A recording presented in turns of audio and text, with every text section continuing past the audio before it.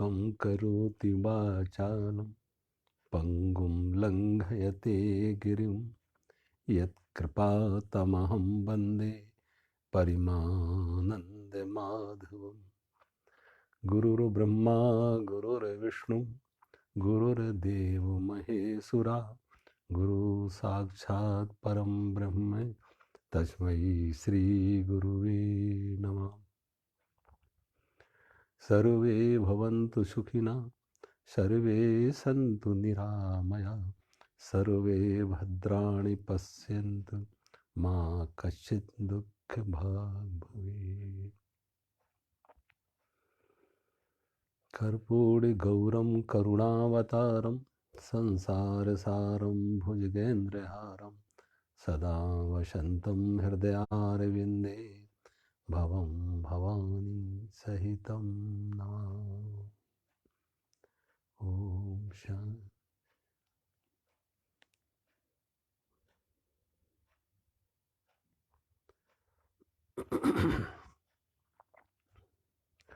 ओम पूर्णमदः पूर्णमिदं पूर्णात् पूर्णमुदच्यते पूर्णस्य पूर्णमादाय पूर्णमेवावशिष्यते। ओम शांति शांति शांति। यहाँ ऋषि अगले श्लोक में लिख रहे हैं,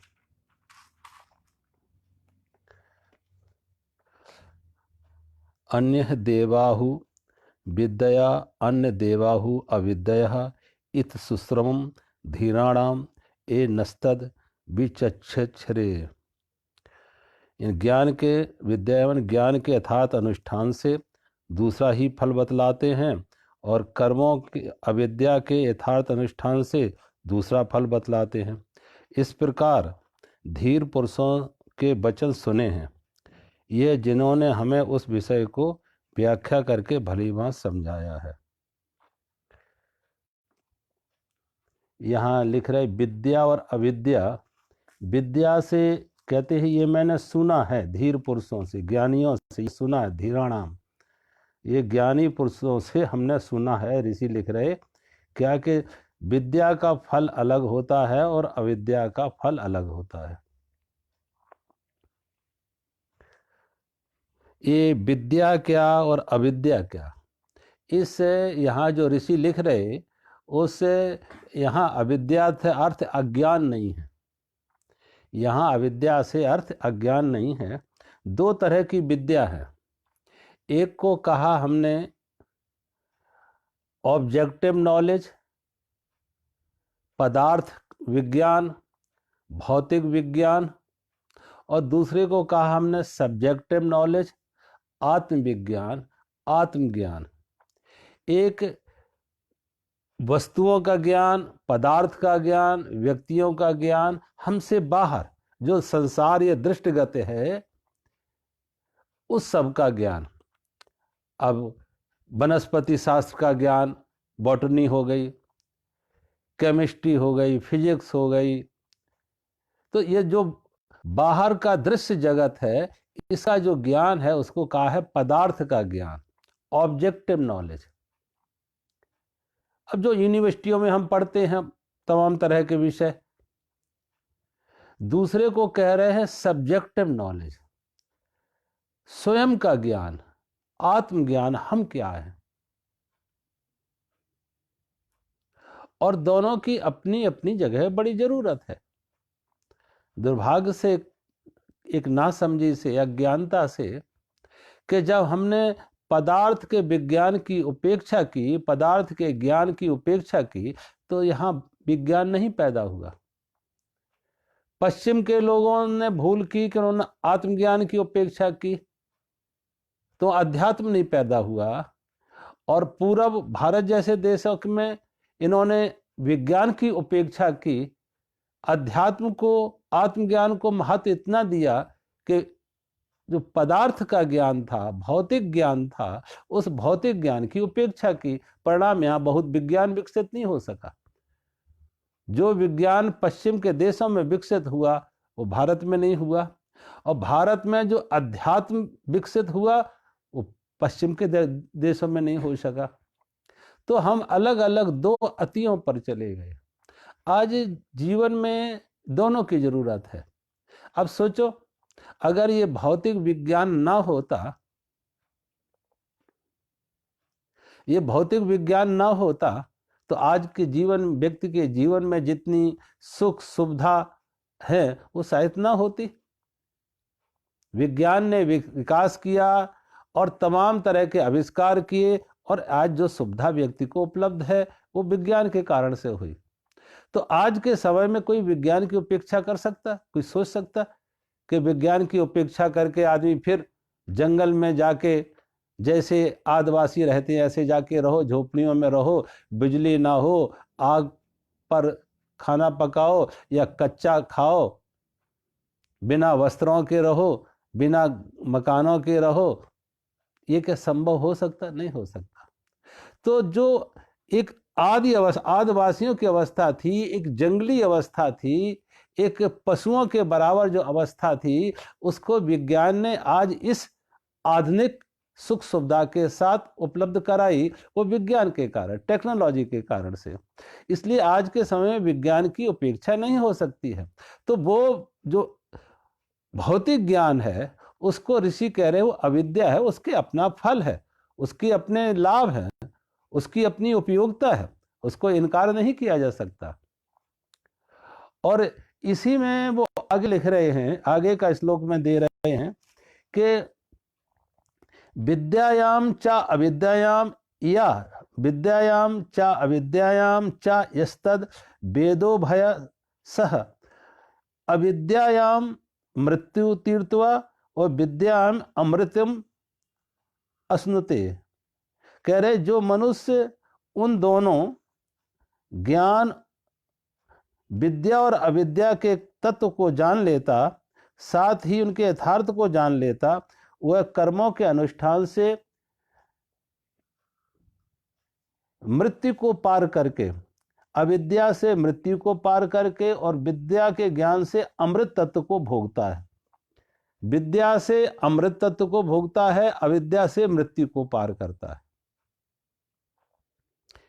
तो यानी भौतिक ज्ञान और अदाल। अब इसमें एक बात और संत ऋषि लिख रहे हैं, कह रहे हैं कि ये ज्ञान उनको सुना है। वो कह रहे हैं ये हमने सुना है। अब पूरे के पूरे आप देखें, हमारे जितने वेद उपनिषद हैं उसमें कोई लेखक नहीं है। किसी ने ये दावा नहीं किया कि ये मैंने लिखा, ये ज्ञान मुझे आया। कि जब आया ये ज्ञान तो मैं खत्म। ये ज्ञान आता ही, आने की शर्त ही तब है कि जब मैं ना रहा। जब मैं है तो ज्ञान नहीं है। जब व्यक्ति बिल्कुल मैं मुक्त हो जाता, अहंकार शून्य हो जाता, अंदर से खाली खोखला बन जाता एक बांसुरी की तरह, तो परमात्मा उतरता है। और जब तक ये मैं का अवरोध था, मैं की ये अड़चन थी, मैं बीच में खड़ा था, तो परमात्मा को आने का मौका ना मिला। हम खाली खोखले ना हो पाए। बांसुरी तभी खाली खोखली जब होती है तभी बजती है। अगर बीच में गांठें आ जाए तो बांसुरी बांसुरी नहीं होगी, फिर सामान्य एक बांस होगा। बांसुरी, बांस से बांसुरी तभी बनती है जब उसकी अंदर की गांठें निकल जाती हैं और वो खाली खोखली हो गई। अब उसका अपना कोई शब्द नहीं, अपना कोई संगीत नहीं, अपनी कोई भाषा नहीं। वो विराट समर्पित है। जिसके अधरों पर पहुंची उसकी ही वाणी बन जाती है, उसका ही संगीत बन जाता। ऐसे ही जो ऋषि हुए हैं, जो आत्मज्ञानी हुए हैं, वो मैं से मुक्त हुए, वो अहंकार शून्य हुए। और जब वो अहंकार मुक्त हुए, अहंकार शून्य हुए, तो ज्ञान उनमें उतरा। इसलिए कभी उन्होंने, वेदों के ऋषि ने कहा कि ये मैंने क्रिएटेड किए, ये क्रिएशन नहीं है। और उनको, वेदक और ऋषियों को हमने, ऋषि शब्द का अर्थ है सीयर, दृष्टा। उन्होंने ऐसा देखा जैसे आप अंधेरे में जा रहे, अमावस की काली रात हो और अचानक बिजली चमके और सब कुछ आपको स्पष्ट हो जाए। एक रिविलेशन हुआ, एक अनावरण हुआ। अब वैसे तो भौतिक विज्ञान में भी आज के जो वैज्ञानिक होते वो ये नहीं कहते हमने ये ज्ञान दिया है, वो कहते हमने उसका आविष्कार किया। और आविष्कार का अर्थ है डिस्कवरी। डिस्कवरी का अर्थ है जो कवर था उसे डिस्कवर किया, जो ढका हुआ था उससे पर्दा हटाया, जो ढका हुआ था उससे पर्दा हटाया, डिस्कवर किया। तो ज्ञान को कोई ये नहीं कह सकता हमने, क्योंकि आत्मा, परमात्मा, चेतना किसी व्यक्ति की क्रिएशन नहीं है, किसी की सृष्टि नहीं है कि अगर कोई ज्ञानी ने अपने अंदर आत्मा पैदा कर ली और अज्ञानी ने अपने अंदर आत्मा पैदा नहीं की। आत्मा तो है, किसी को उसका रिविलेशन हुआ, किसी को उसका रिविलेशन नहीं हुआ। जिसको उसका रिविलेशन हुआ, जिसने उस पर्दा हटाया, अहंकार का पर्दा हटा, मैं मेरे का पर्दा हटा, तो आत्मज्ञान प्रकट हुआ। और जब तक ये मैं मेरे का अहंकार था, ये धूल थी, ये ममत्व था, तब तक वो ज्ञान उपलब्ध नहीं हुआ। तो आत्मज्ञान के लिए शर्त ही यही है कि मैं से मुक्त हो जाए, अहंकार से मुक्त हो जाए, विराट के प्रति, परमात्मा के प्रति समर्पित हो जाए, खाली और खोखला हो जाए। विराट को, परमात्मा को मौका दे कि परमात्मा उतरे, और परमात्मा तभी उतरेगा जहां हम खाली हो जाए। इसलिए तो कबीर ने कहा, जब मैं था तब गुरु नहीं, जब मैं था तब गुरु नहीं, अब गुरु है मैं नाई, और प्रेम गली अति साकरी जा में दो न समय। कबीर ने कहा, जब तक ये मैं था तो मुझे आत्मज्ञान नहीं हुआ, ज्ञान नहीं हुआ, प्रेम नहीं आया, और जब प्रेम आया तो मैं चला गया, तो मैं नहीं रहा। अहंकार और परमात्मा एक साथ नहीं ठहर सकते, ऐसे ही जैसे अंधकार और प्रकाश एक साथ नहीं हो सकते। जहां राम तहाँ काम नहीं, जहां काम नहीं राम, दोनों कबहू ना निभे रवि रजनी एक ठाम। जहां अंधकार था वहां प्रकाश नहीं है, जहां प्रकाश है वह अंधकार नहीं। प्रकाश का भाव ही तो अंधकार है। तो जहां अहंकार है वहां प्रेम नहीं है, वहां ज्ञान नहीं है।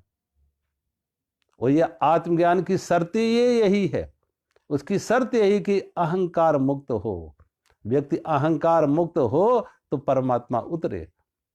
शून्य में परमात्मा उतरता है, इसलिए मौन में परमात्मा, शास्त्रों से नहीं, भाषा से नहीं, अहंकार से नहीं, व्यक्ति खाली खोखला हो जाए, शून्य हो जाए, मौन हो जाए, परमात्मा को उतरने का मौका मिले। इसलिए ऋषियों को कहा, वो दृष्टा थे, सीयर थे, उन्होंने उसको देखा। उन्होंने ये नहीं कहा हमने बनाया, हमने लिखा। जिन जिनको, अभी मैं पढ़ रहा था, कोई एक कवि हुए हैं कूलरिज करके, पश्चिम जगत में कवि हुए कूलरिज, उन्होंने कविताएं लिखी और लगभग 40,000 कविताएं लिखी, लेकिन 40,000 कविताओं में हर कविता अधूरी। किसी में 5 लाइन लिखी तो 6वीं छोड़ दी, किसी में 10-11 लाइनें लिखी तो 12वीं छोड़ दी, किसी में 15 लाइन लिखी तो 16वीं छोड़ दी। किसी ने पूछा कूलरिज इनको पूरा कर दो, किसी ने कहा कूलरिज इनको पूरा कर दो, उसने कहा हम पूरा कर दें तो वो पूरा होगा नहीं, क्योंकि जब वो कविता हम में उतरी तो उतरी, अब जहां जितनी उतरी हमने लिख दी, जितनी हम में आई उतनी हमने लिख दी। अब प्रतीक्षा है कि अगली लाइन अगर आएगी तो लिख देंगे, नहीं तो नहीं। क्योंकि ऐसे लोग जो अहंकार मुक्त हो जाते हैं, विराट के प्रति समर्पित हो जाते हैं, खाली और खोखले हो जाते हैं, अंदर से विराट उतरता है, परमात्मा उतरता है।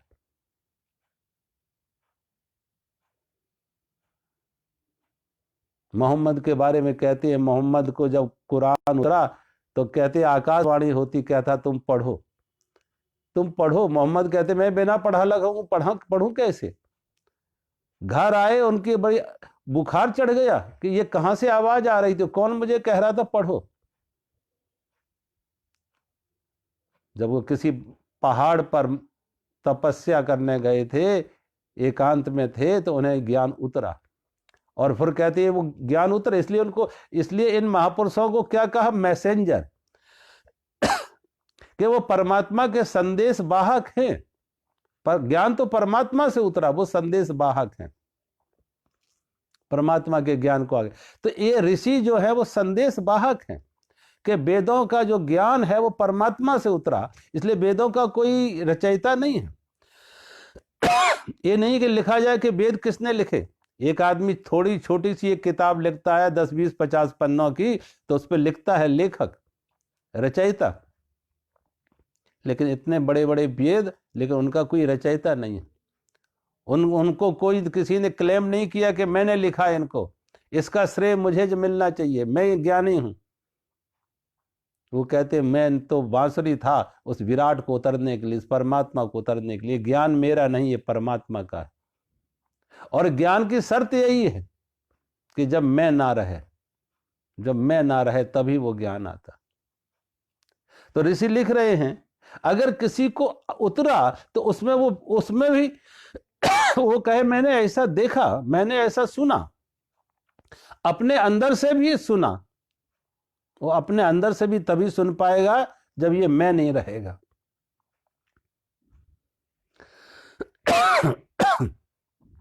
अपने अंदर से भी व्यक्ति तभी सुन पाएगा जब ये मैं नहीं रहेगा, क्योंकि अन्यथा अपनी मैं की खुद की आवाज रहेगी, खुद का ये रहेगा कि मैंने ये जाना, मैंने ये सीखा। तो ये दो तरह के ज्ञान, आत्मज्ञान और एक भौतिक ज्ञान। पदार्थ का ज्ञान को कहा, जो पदार्थ का ज्ञान है, भौतिक ज्ञान है, ऑब्जेक्टिव नॉलेज है, उसको कहा कि ये है अविद्या। और दूसरा आत्मज्ञान, स्वयं का ज्ञान, मैं क्या हूं, उसे कहा विद्या। जो आत्मज्ञान है, पदार्थ का ज्ञान ने क्या किया कि आदमी को मृत्यु के पार ले गया, मृत्यु के पार। पदार्थ ज्ञान से व्यक्ति मृत्यु के पार गया और आत्मज्ञान से अमृत को प्राप्त किया। अब आप ये देखें, पदार्थ का जो ज्ञान है वो सारा का सारा क्या है? अभी तमाम वैज्ञानिक खोजें हुई हैं, उन खोजों में आप देखें कि पिछले 1000 साल 2000 साल पुरानी जो आदमी के, मनुष्य की हड्डियां निकली हैं, उन हड्डियों में आप देखेंगे उनमें ज्यादातर हड्डियां 25 साल से बड़ी उम्र की नहीं थी, कि व्यक्ति की उम्र 25 साल थी। आज विज्ञान से, टेक्नोलॉजी से, साइंस से आदमी की उम्र बढ़ी, आदमी की उम्र बढ़ी। 1000 साल पहले की गणना यह बता रही है कि 10 बच्चे पैदा होते थे तो 9 मर जाते थे। 10 बच्चे पैदा होते थे 1000 साल पहले तो 9 मर जाते थे, एक जीवित रहता था। आज की परिस्थिति यह है कि आज 10 पैदा होते हैं तो एक मरता है, 9 जीवित रहते हैं। और यह सब कैसे संभव हुआ? विज्ञान के कारण से, साइंस के कारण से, टेक्नोलॉजी से। आज मृत्यु दर बहुत कम हो गई, उम्र बड़ी हो रही है। और लोग तो ऐसा दावा कर रहे हैं कि कोई ऐसा दिन आ सकता है कि आदमी को वो बूढ़ा ना होने दे, आदमी को ना मरने दे। क्योंकि शरीर तो एक बाहर का वस्तु है, एक आवरण है, खोल है, इसमें बहुत कुछ काट छांट की जा सकती है, इसको बढ़ाया जा सकता है। तो सारा का सारा विज्ञान है मृत्यु के पार करने से, मृत्यु का पार। और आत्मज्ञान है अमृत का अनुभव, अमृत तत्व का अनुभव। कि मृत्यु के पार तो आदमी जा सकता है, लेकिन आनंद की प्राप्ति ना होगी, परमात्मा की प्राप्ति नहीं होगी, जीवन में विश्राम नहीं होगा। आज आप देखें, आदमी को सुविधा, पहले से सुविधा विज्ञान टेक्नोलॉजी ने बहुत दे दी।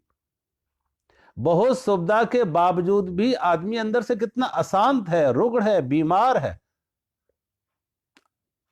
दुखी है। क्या अमेरिका में आज देखो कितनी सुविधा लोगों के पास है, कितने साधन संपन्न है, लेकिन जहां साधन है, सुविधा है, सुख है, भौतिक सुख है, वहीं पे आदमी मन से दुखी भी है, मन से अशांत है, विक्षिप्त है, डिप्रेशन आ रहे, छोटी छोटी उम्र के बच्चों को डिप्रेशन। और मानसिक रोग आज लगभग 50-55% लोगों को हो रहे हैं मानसिक रोग। कारण क्या है? शरीर को तो सुविधा मिली है, लेकिन मन की उपेक्षा हुई, अंतर्मुखी साधना नहीं हुई, आत्मज्ञान से बहुत दूर रहे। तो मृत्यु के पार, ये कहते लिखे कि विद्या से मृत्यु के पार जाएगा, लिख के अविद्या से मृत्यु के पार जाएगा, और विद्या से क्या करेगा कि उसे आत्मज्ञान की, अमृत तत्व की उपलब्धि होगी। और वो अमृत तत्व बाहर नहीं, विज्ञान तो बाहर बाहर, जितनी बाहर की खोज की वो विज्ञान से, और जिन्होंने अंदर की खोज की वो अध्यात्म, वो आत्मा की खोज, अपने अंदर उतरे। और भगवान कहो, परमात्मा ने कहो, ये एक विशेष अधिकार है मनुष्य के लिए। मनुष्य में आत्मज्ञान की खोज सिर्फ मनुष्य में होगी। पशु पक्षियों में भी उनकी उम्र को बढ़ाया जा सकता है विज्ञान टेक्नोलॉजी से, उनकी उम्र को बढ़ाए, क्योंकि वो शरीर के स्तर पर सब हो रहा है। शरीर के स्तर पर मनुष्य और पशुओं में कोई अंतर नहीं है। शरीर के स्तर पर मनुष्य में और पशु में कोई अंतर नहीं है, लेकिन अध्यात्म पशुओं के लिए नहीं हो सकता, उनमें वो विकास नहीं हो सकता। आत्मा उनमें भी है, लेकिन वो आत्मज्ञानी नहीं हो सकते। किसी गाय को हम नहीं कह सकते कि ये आत्मज्ञानी गाय है, किसी बैल को, किसी शेर को आत्मज्ञान नहीं, क्योंकि वो तो शरीर के स्तर तक ही जीते हैं, शरीर के स्तर से शरीर से बंधे हुए हैं। लेकिन मनुष्य का एक विशेष अधिकार है, मनुष्य का यह सौभाग्य है। मनुष्यता अपने में एक द्वार है, मनुष्यता अपने में एक द्वार है कि भौतिक जगत से अध्यात्म परमात्मा तक पहुंच सकता है। उस द्वार का अर्थ है कि वो बाहर भी आ सकता और भीतर भी जा सकता। तो मनुष्यता एक द्वार है, वो बाहर निकले तो पुष्टता की तरफ बढ़ेगा, और अंदर की तरफ मुड़े तो दैवत्व की तरफ जाएगा, आत्म तत्व की तरफ जाएगा। और वो देवत्व, वो आत्म तत्व अंतर्मुखी यात्रा से, वो बुद्ध, वो महावीर, वो कृष्ण, वो क्राइस्ट, वो नानक, वो फरीद, वो कबीर, उन्होंने अंतर्मुखी यात्रा में उतरे। और जो अंतर्मुखी यात्रा में उतरे, जो उनके जीवन में जो फूल खिले, जो सौंदर्य आया, जो सुगंधी आई, जो संगीत बजा, भौतिक संपन्नता ना होते हुए भी उनके जीवन में एक संगीत आया, एक सुगंधी आई, एक सौंदर्य आया।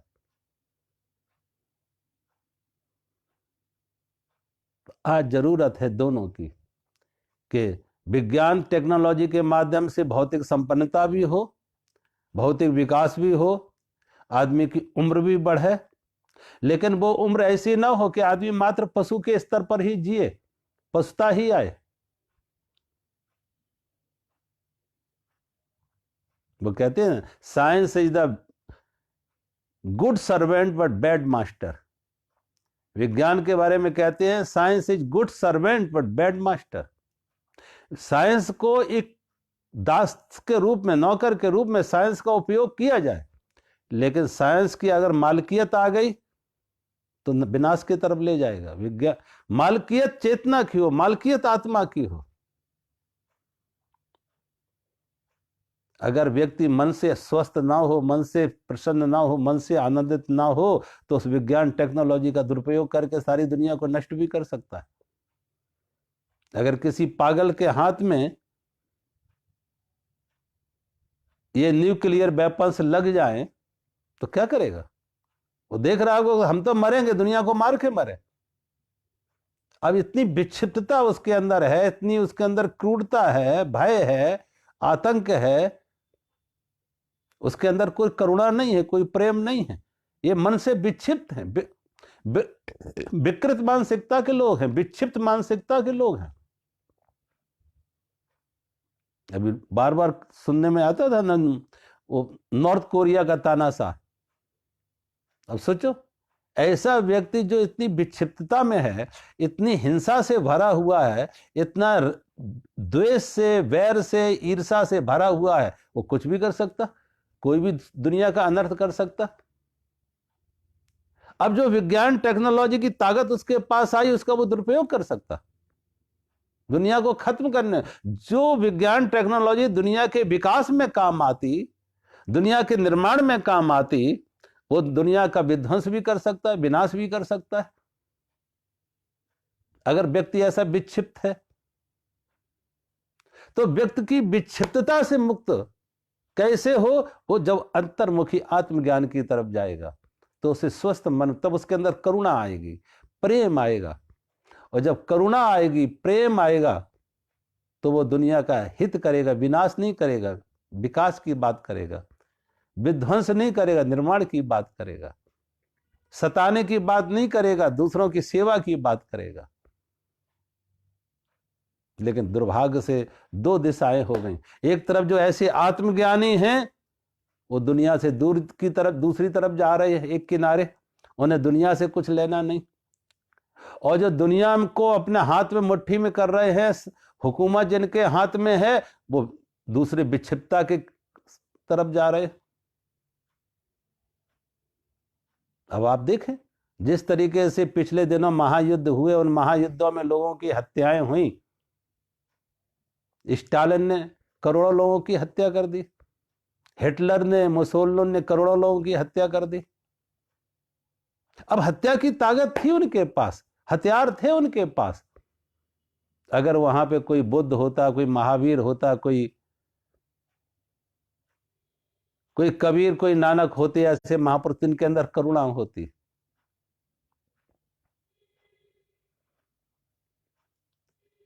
तो ऋषि लिख रहे हैं ये दो तरह की विद्या है।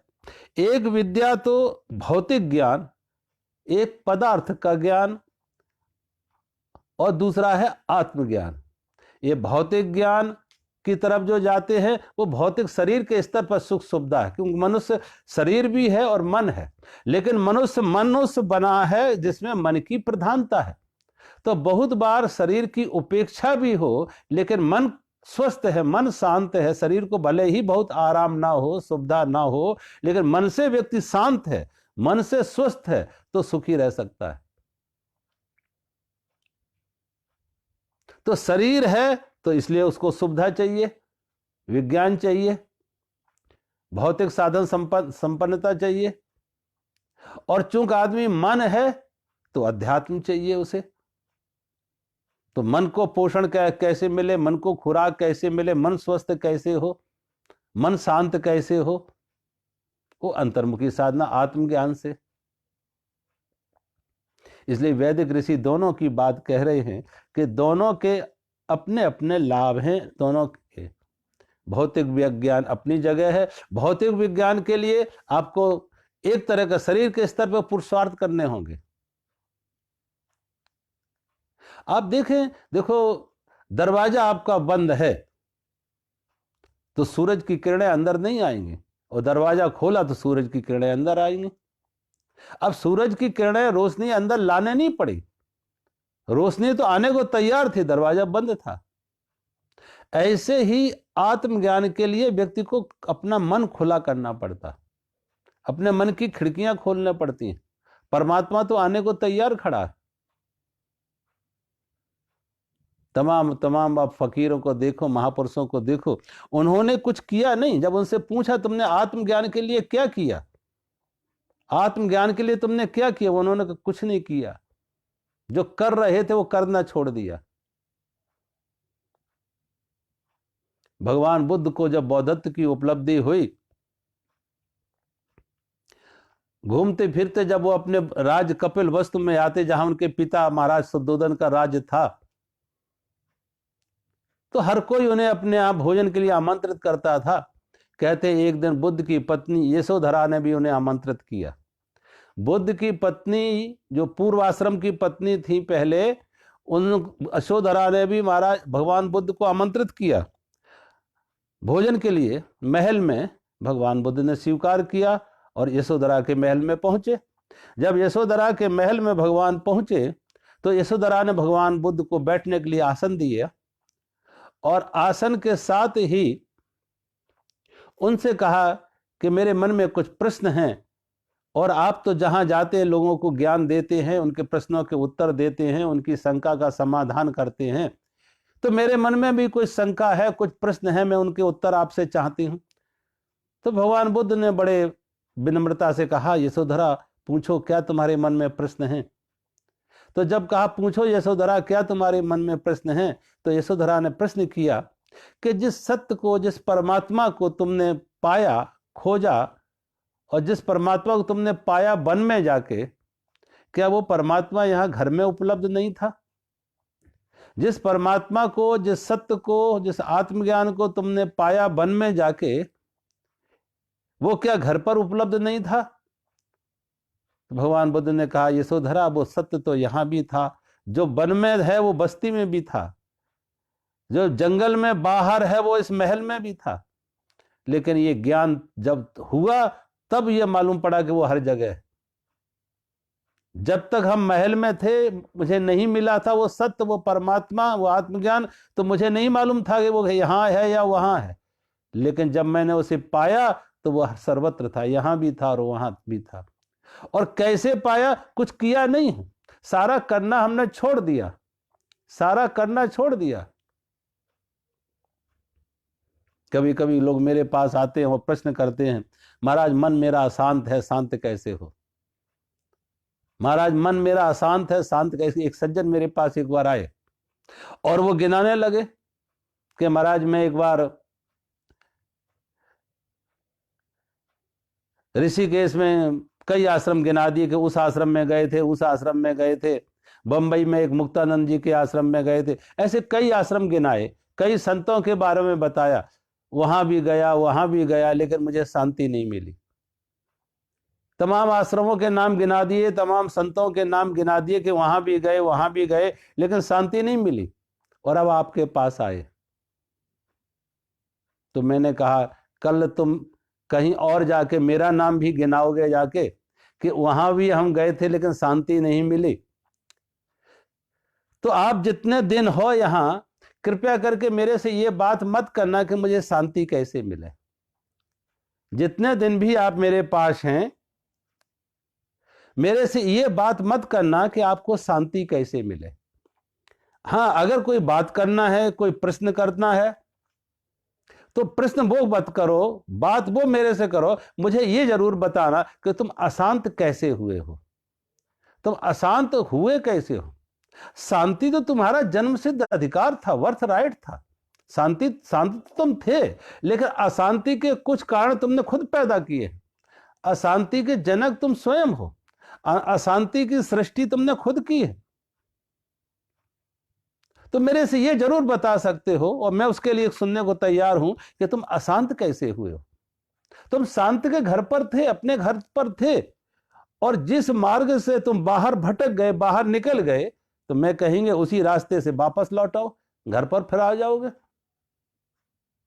तो अगर मेरे से बात करना है तो ये करना कि अशांत कैसे हुए। जब मैंने कहा ये मेरे से बात करना, अशांत कैसे हुए, तो बताने लगे कि महाराज अब आपसे क्या छिपाऊं, मेरा एक ही बेटा है। उस बेटे को हमने डॉक्टरी पढ़ाई मेडिकल साइंस में डॉक्टर का बनाया, एमबीबीएस किया, एमडी किया। हम उसके लिए रिश्ता खोज रहे थे, वो अच्छी बड़ी बड़ी पार्टियां आ रही थीं, पैसे वाली पार्टियां आ रही थी उसके रिश्ते के लिए। हम तो बात ही चलाते रहे, उसने बिना मुझे बताए शादी कर ली। मेरी मर्जी के बिना किया, मेरी इच्छा के बिना किया, तो मैं तो उसकी शादी में भी सम्मिलित नहीं हुआ। उसने कोर्ट मैरिज कर ली और मैंने उसे घर से भी निकाल दिया कि मेरे घर में अब तुम्हारे लिए कोई जगह नहीं। तुमने मेरी आज्ञा का उल्लंघन किया, मेरी मर्जी के बिना शादी की, इसलिए तुम्हारा इस घर में अब कोई जगह नहीं। घर से निकाल दिया। लेकिन महाराज मैं दुखी इस बात से हूं कि एक ही बेटा था और उसे भी घर से निकाल दिया, तो अब मेरे बुढ़ापे का सहारा कौन बनेगा? और इतनी बड़ी धन संपत्ति हमने अर्जित की है, इसके ये किसको देंगे? कौन मालिक बनेगा? अगर एक बेटा था उसे भी हमने अपने से दूर कर दिया। तो मैंने उनसे पूछा, उन सज्जन से, कि बेटे ने शादी की आपकी मर्जी से नहीं की, लड़की में कोई दोष है? लड़की में कोई कमी है कि नहीं? लड़की में कोई दोष नहीं, वो लड़की भी डॉक्टर है, मेरी पुत्र वधू वो भी डॉक्टर है, बेटा भी, दोनों डॉक्टर हैं, दोनों साथ पढ़ते थे, दोनों साथ एमडी की है। लेकिन मेरी मर्जी से नहीं हुई, मेरी इच्छा से नहीं हुई, मुझे पूछकर नहीं हुई। अब बेटा पढ़ा लिखा है और बेटे ने अपनी मर्जी से अपनी शादी कर ली और हमने निकाल दिया। बेटे को कोई दुख भी नहीं है, दोनों डॉक्टर हैं बढ़िया, दोनों ने नर्सिंग होम चला रहे हैं, दोनों ने अच्छी कोठी पाली है, उनके पास धन भी है, मान भी है, सब कुछ उनके पास। लेकिन मैं दुखी हूं कि मेरा एक ही बेटा वो भी घर से, कोई पत्ता भी हिले तो मेरी मर्जी से। परमात्मा भी कुछ करे तो मुझे पूछ कर, पत्नी कुछ करे तो मुझे पूछ कर, बेटा कुछ करे तो मुझे पूछ कर। सारी व्यवस्था व्यक्ति अपने अहंकार के आसपास घुमा रहा है कि सारी व्यवस्था मेरे अहंकार के पोषण में हो। सोचो, अब ये दुख किसने, ये आदमी कह रहा मैं अशांत हूं, अशांति का कारण क्या है? खुद इसने पैदा, किसके अहंकार ने पैदा किए उस अहंकार को।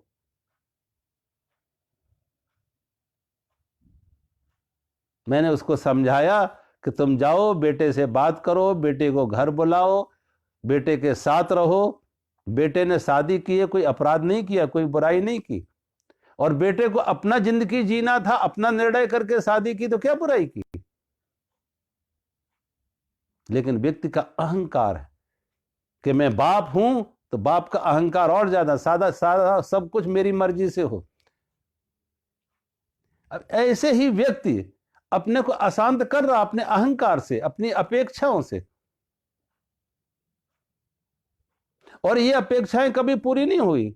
कोई पति या पत्नी एक दूसरे में रोड़ा अटकाएंगे, कोई बेटा बाधा डालेगा, कोई पड़ोसी बाधा डालेगा, कोई सरकार बाधा डालेगी, कोई व्यवस्था, कोई समाज, कहां कहां अपने अहंकार को थोपना चाहेंगे।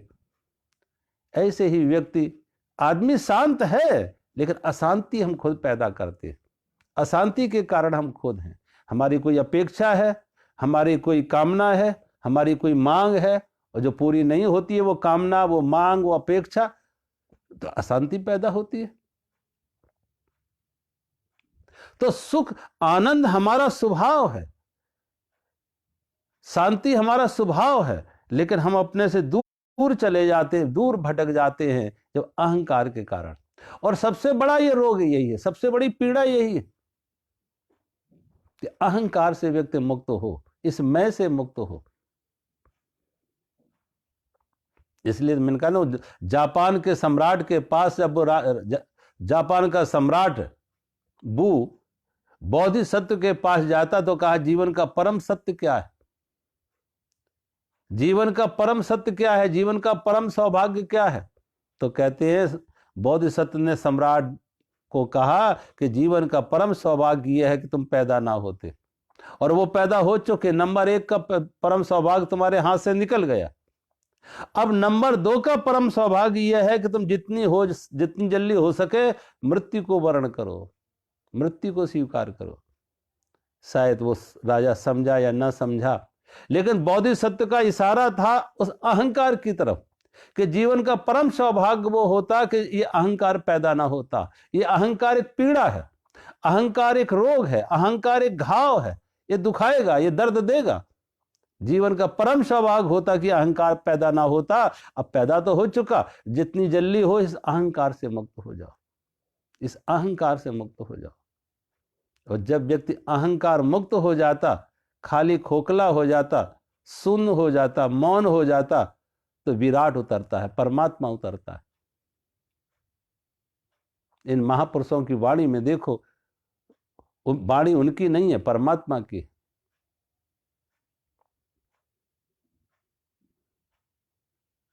नानक के बारे में कहते हैं, नानक एक दिन अपने 2 शिष्य वाला और मर्दाना के साथ एक नदी के किनारे बैठे हुए नानक अर्धरात्रि तक नानक गीत गाते रहे और बाला और मर्दाना दोनों सुनते रहे। नानक अपनी मस्ती में। अचानक अर्धरात्रि तक गाते रहे, अचानक नानक ने गीत गाना बंद कर दिया। और जब नानक ने गीत गाना बंद कर दिया तो नानक अपने कपड़े उतारने लगे, और कपड़े उतारने के बाद कहते हैं, नानक जो नदी के किनारे बैठे थे उसी नदी में प्रवेश करते। बाला और मर्दाना उनके कपड़ों के पास बैठे, लगा के शायद इनको स्नान करना होगा।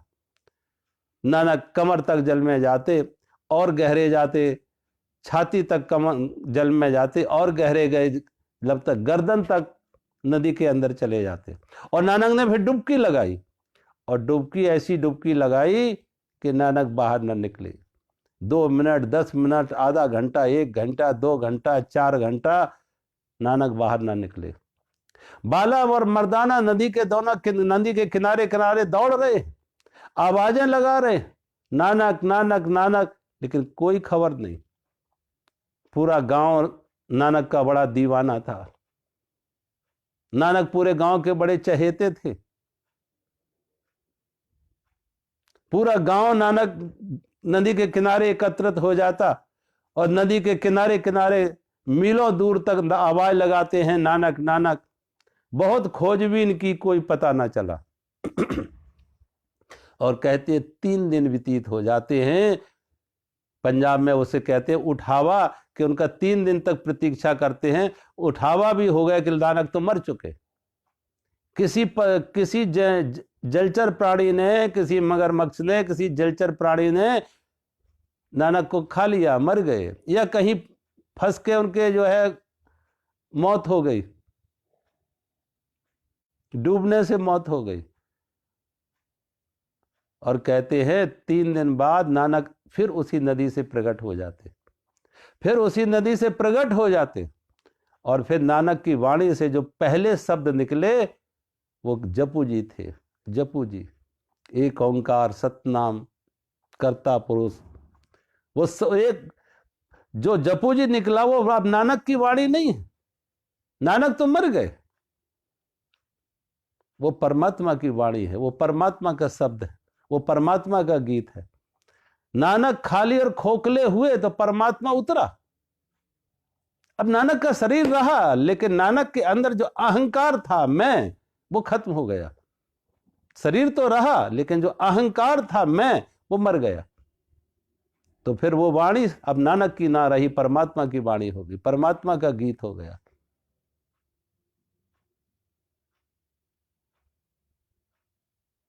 व्यक्ति जब अपने अहंकार से मुक्त होता तो परमात्मा विराट उस पर उतरता है।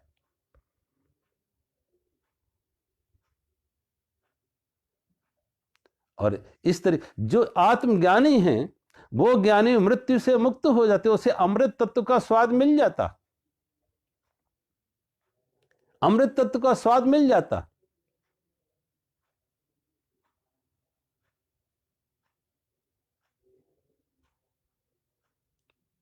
रामकृष्ण परमहंस को कैंसर हो जाता, तो कहते हैं स्वामी विवेकानंद ने रामकृष्ण परमहंस, अपने गुरु रामकृष्ण परमहंस को कहा कि तुम माता से, देवी के वो उपासक थे, काली के उपासक थे, कि माता से प्रार्थना करो कि माता तुम्हारे इस रोग को ठीक कर दे, और कम से कम तुम अपने लिए नहीं तो मेरे लिए, मुझे आपका ये तकलीफ, मुझे ये दुख देखा, उनके गले में कैंसर था, मुझे आपका ये तकलीफ, मुझे इस तरीके से पीड़ा में देख के, तो कम से कम हम सबकी खुशी की प्रसन्नता के लिए आप माता से प्रार्थना करो कि आप इस रोग से मुक्त हो जाएं। माता से ये बात कही, मैंने ये बात माता से कही कि माता मुझे इस रोग से मुक्त करो, क्योंकि देखने वालों को बहुत पीड़ा हो रही है। तो कहते माता ने मुझसे कहा कि रामकृष्ण, तूने इस गले से बहुत भोजन कर लिया, अब दूसरे गलों से भोजन कर।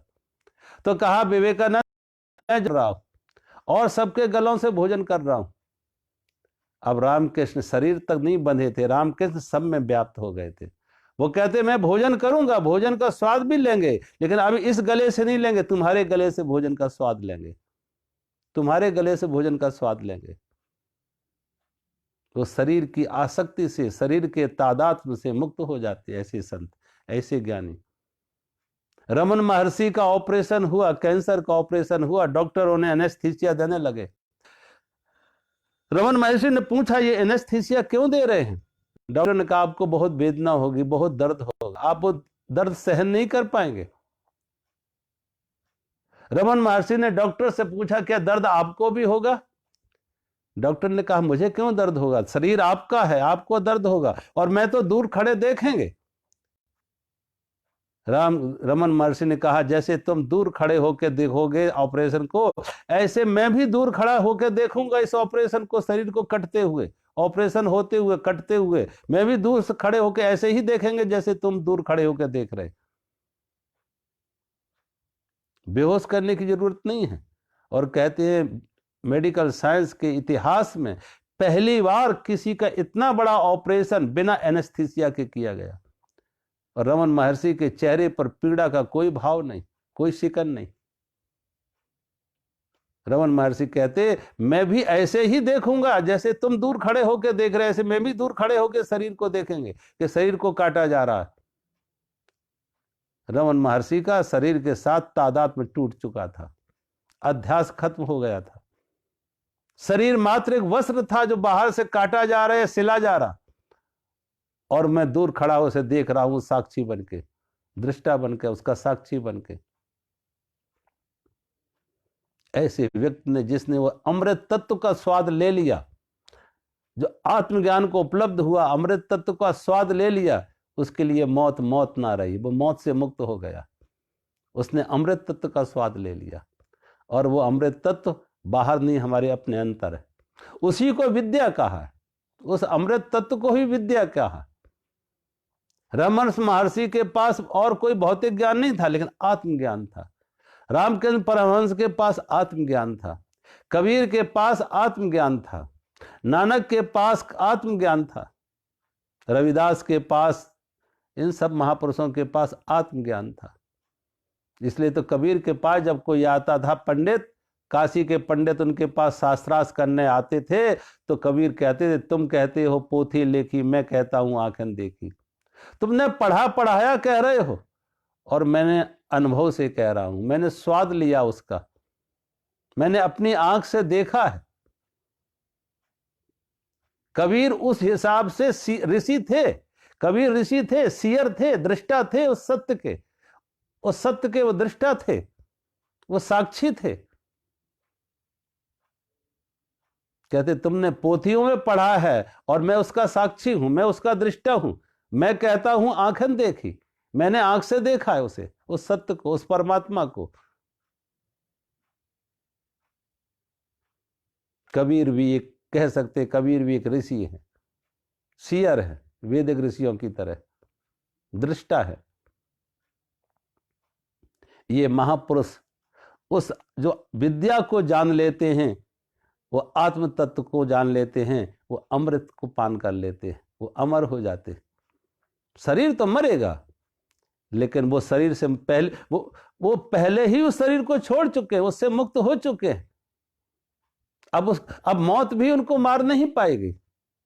मौत तो उसी को मारेगी जो मौत से डरे हुए, जो मौत से भयभीत है, जो इस कपड़े को पकड़ रहे, जो छोड़ने को तैयार है। एक छोटा बच्चा होगा, वो उसके वस्त्र उतारे जाए तो वो रोएगा कि मेरे वस्त्र लिए जा रहे हैं, छीने जा रहे हैं। लेकिन जो ज्ञानी है, प्रौढ़ है, समझदार, वो स्वेच्छा से पुराना वस्त्र उतार देता, नया वस्त्र ग्रहण कर लेता, धारण कर लेता। ऐसे महापुरुषों के लिए विज्ञान, मैंने कहा भौतिक विज्ञान ने शरीर की उम्र तो बढ़ाई, लेकिन आत्मज्ञान का दिया नहीं जला, आनंद नहीं आया। जो मस्ती आनी चाहिए, जो आनंद आना चाहिए, जो जीवन एक उत्सव बनना चाहिए, वो भौतिक ज्ञान से नहीं बना। इसलिए तो मैं बता रहा, एक दिन जो पढ़ रहे थे कि स्वामी चिन्मयानंद जी का वो उदाहरण कि the tragedy of human history is decreasing happiness in mist of increasing comfort. तमाम सुविधाओं के बावजूद भी आदमी ज्यादा अशांत है, ज्यादा दुखी है, ज्यादा रुग्ण है, ज्यादा तनावग्रस्त है, ज्यादा बीमार है। तो विज्ञान और टेक्नोलॉजी ने शरीर को सुविधा दी, लेकिन मन रुग्णी हुआ, मन बीमार हुआ, मन अशांत हुआ। तो भौतिक ज्ञान से व्यक्ति को उम्र बढ़ाई जा सकती है, लेकिन सुख नहीं बढ़ाया जा सकता है।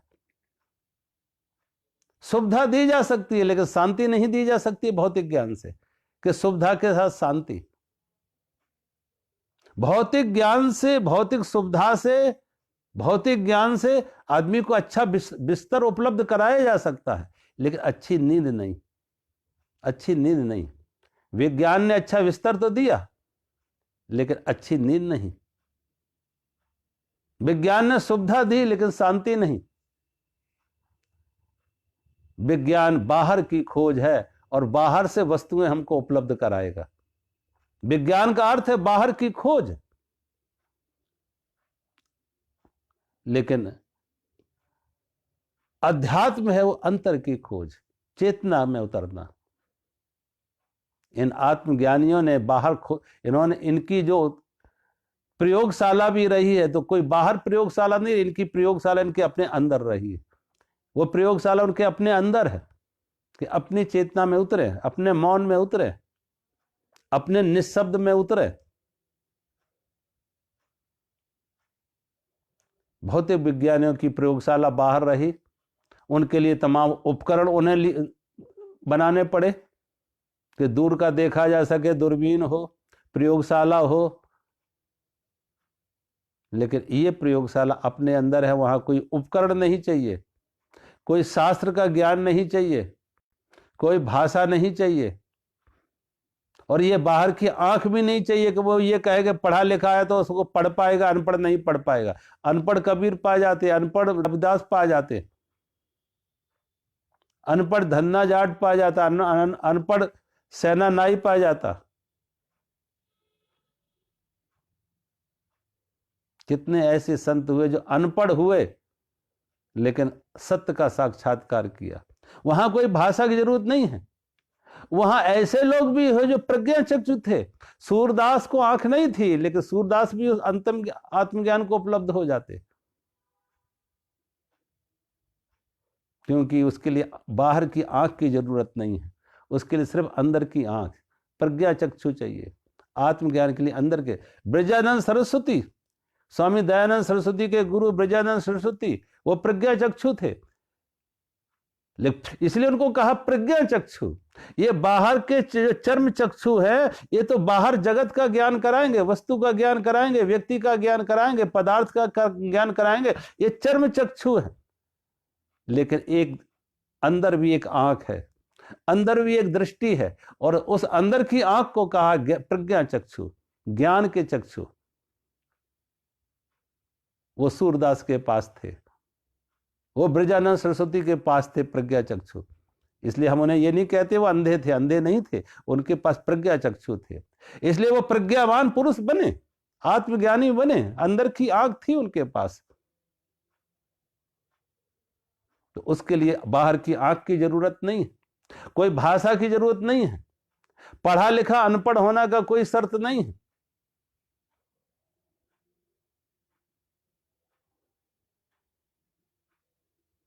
तो जो आत्मज्ञानी हैं उनको वो ज्ञान उतरता है, वो है तो हर किसी में, ऐसा नहीं कि उन्हीं में ही है, किसी बुद्ध में, किसी महावीर में, किसी कबीर में, किसी नानक में, कुछ सब में है, हम सबके अंदर है। जैसे हम सब गहरी नींद का 4 अवस्थाएं हैं, जागृत, स्वप्न, सुषुप्ति और चौथी तुरिया। 3 का स्वाद हम सभी लेते हैं। हम जागृत में होते हैं तो जागृत जगत का व्यवहार में होते हैं। जो ये जागृत जगत का व्यवहार है, घर पारिवारिक जिम्मेदारियां हैं, सामाजिक जिम्मेदारियां हैं, ये सारा व्यक्ति निर्वाह करता है जागृत में। स्वप्न में जाता तो स्वप्न का एक अलग संसार हो जाता, स्वप्न का अलग व्यवहार हो जाता, स्वप्न का संसार भी अलग है, स्वप्न में व्यवहार भी अलग हो जाते। और तीसरी अवस्था है सुषुप्ति अवस्था, जहां सभी तरह के व्यवहार से आदमी मुक्त हो जाता। जागृत के भी व्यवहार खत्म, स्वप्न का भी व्यवहार खत्म, सुषुप्ति, डीप स्लीप, एक गहरी मूर्छा, गहरा मौन, और सभी के लिए है वो। लेकिन जो चौथा है, चौथी अवस्था है तुरीय अवस्था, उसमें कोई ज्ञानी जागते, जिन्होंने 3 का स्वाद तो सभी लेते हैं रोज, चौथा जो है वो भी सभी की संभावना है, लेकिन बहुत बिरले लोग हैं जो उस दिशा में कदम बढ़ा पाते। चौथी अवस्था का तुरीय अवस्था,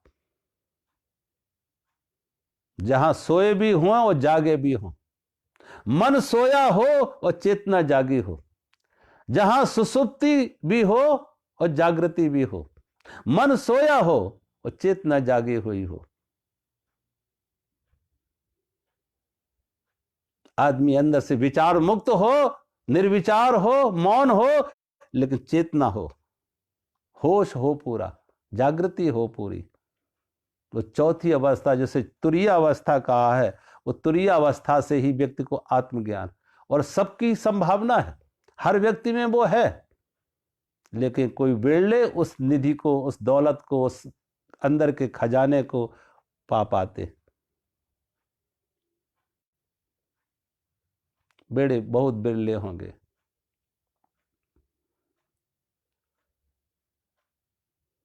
कहते नहीं, वो कोई भिखारी किसी मंदिर के बाहर बैठ के 30 साल तक भीख मांगता रहा।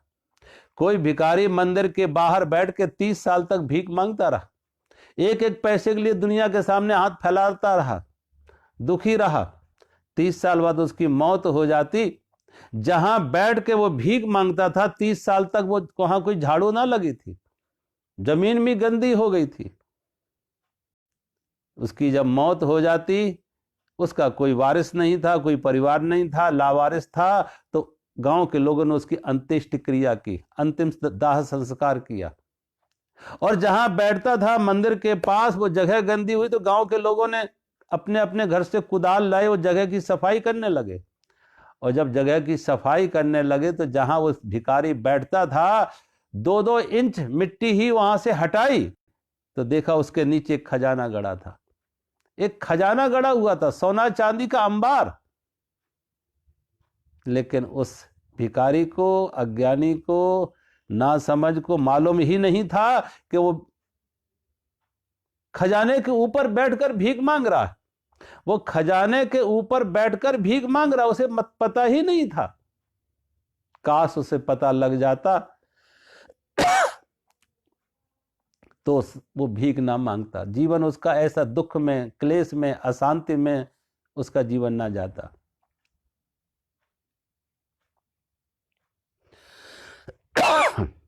उसे समझ ही नहीं थी, उसे पता ही नहीं था कि उसके पास वो कहां बैठा है। ऐसे ही संत इशारा कर रहे हैं कि हम सबके अंदर वो आत्म तत्व है, वो खजाना है, वो आध्यात्मिक संपदा है, हम सबके अंदर है। वो वही है जो बुद्ध के अंदर थी, जो महावीर के अंदर थी, नानक के अंदर थी, वही हमारे अंदर भी है। हमारे अंदर भी वही है। अगर हम थोड़ी सा श्रम करें, और मैंने कहा श्रम भी नहीं चाहिए, क्योंकि श्रम का अर्थ है फिर कोई शक्ति लगेगी।